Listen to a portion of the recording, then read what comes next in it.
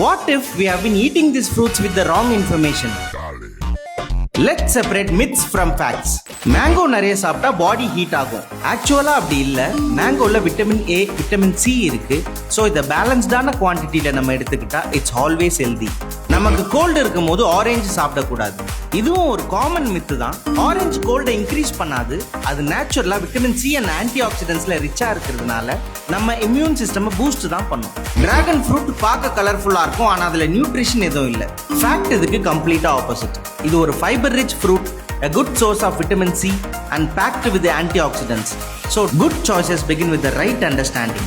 Great fruit baskets begin with trusted quality. Bring home the best from RORAH Mart.